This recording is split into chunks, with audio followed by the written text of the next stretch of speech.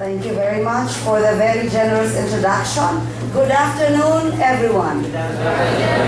I am so very happy to be with you this afternoon. Kahit walang tulog, I just arrived from Kazakhstan the other night, but I'm so happy to be here with you this afternoon.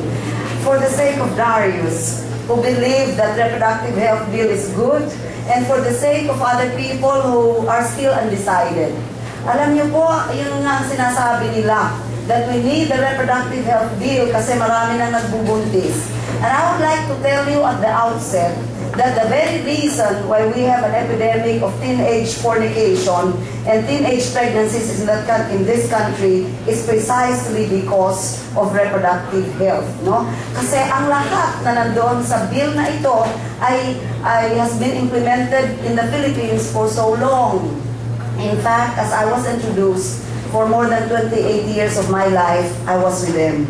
I was a very loyal employee of the Department of Health until I was designated as Program Manager for Natural Family Planning in 2004. And you know, our trainers still came from the United States of America. They practically forced me into accepting the designation because they thought that natural family planning is only for Catholics, or at least for the religious. And they knew then that I was a very active member of the Brotherhood of Christian Businessmen and Professionals. Ang slogan namin, be honest, even if others are not, even if others cannot, even if others will not. He who walks honestly walks securely. And I tried so hard to live by that slogan.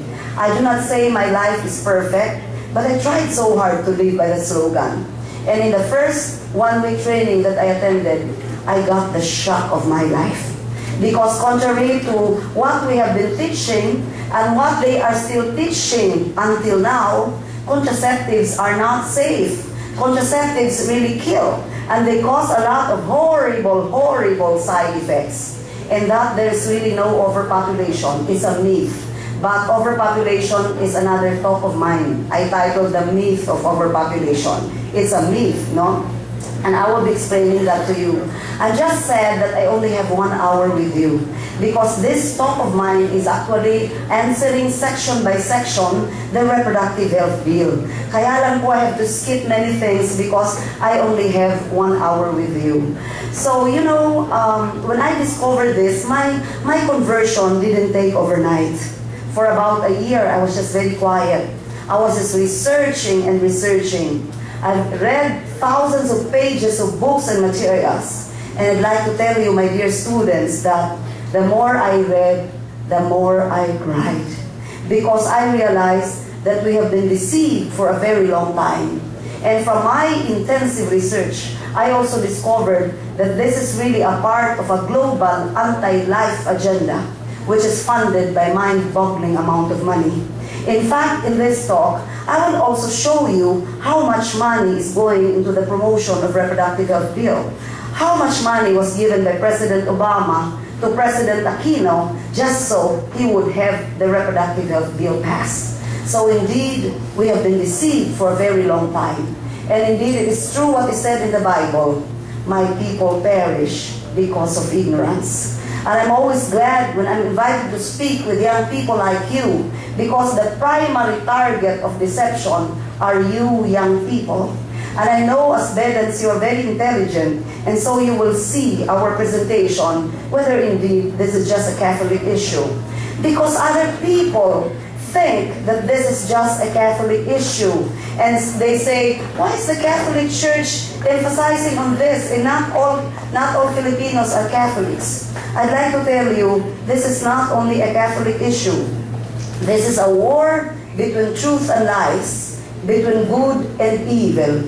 And certainly, even if you don't even believe in God, if you take contraceptives, for example, like pills, you are going to suffer the same side effects. It's not only for Catholics. So this really transcends religion. So that is why I titled my talk, The Filipino Family Under Siege. Is it really reproductive health or reproductive death? Sabi nila, no, kailangang ipasa ito dahil very recently nakita ninyo, President Aquino, who was voted and campaigned for by many Catholics, no, has included this among the 13 priority bills. And it is so sad indeed that he did this. And they also tell us, kailangan ipasa ito because majority of the Filipino people wants this bill.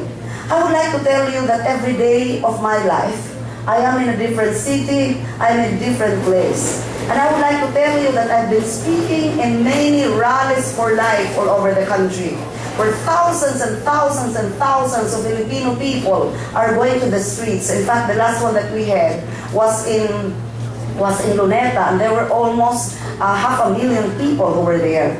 But of course, hindi na kino-cover ng media. And in the Harapan ABS-CBN survey, I don't know if, I think many of you must have watched that debate. Nobody told you that actually there were 20,981 who texted.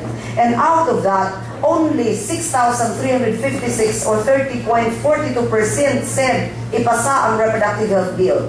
Even if ABS-CBN has come up with a public declaration that they are pro-RH. An overwhelming 70% or 14,535 said dapat ibasura ang reproductive health bill na ito. And I don't know if you also watched the TV5 debate, where after the debate, 100% said ibasura ang reproductive health bill. And the Pro-RH also launched the Purple Ribbon campaign, where they say that you wear purple in support of the reproductive health bill. Pag nagpo-purple daw, Pro-RH, of course they don't have the monopoly of colors. Purple is also the color of the Catholic Church. But I'd like you to see, President Ramos was there, of course, and other pro-RH. And you see, President Ramos is very proudly wearing a UNFPA t-shirt. And I was glad he did that. Do you know why? Because he's part of the Forum for Family Planning Development, and UNFPA is one of the chief funders. What is UNFPA? Or the United Nations Fund for Population Activities. It actually funds abortion advocacy worldwide. And they are giving a lot of money also to the Forum for Family Planning and Development. UNFPA, in fact, awarded China the first United Nations Population Award, complete with diploma, gold medal, and money, together with Indira Gandhi as winner. How on earth can you give an award to China when in China, where I was last August, they have a very strict one-child policy? And if a woman will get pregnant, the second two-child policy, which they want to do in the Philippines through the reproductive health bill. I was in Vietnam last April. Do you know, in Vietnam, babies in the womb can be killed anytime during the pregnancy. In fact, I met a nun na naglilibot lang siya ng mga hospitals doon sa Vietnam. Kinukuha niya ang ina-abort kasi even if you're already going to deliver tomorrow, you can kill your baby. And UNFPA also gave Vietnam's population award also. And in fact, very recently, UNFPA Representative Ari Hoffman denounced the idea that the high rate of divorce and out-of-wedlock births represents a social crisis, claiming instead that they represent triumph against human rights and patriarchy. And of course, you know that divorce is an integral part of the culture of death, which is enveloping our country today. What is the culture of death? It is D stands for divorce, E for euthanasia or mercy killing, A for abortion, T for total population control, and H for the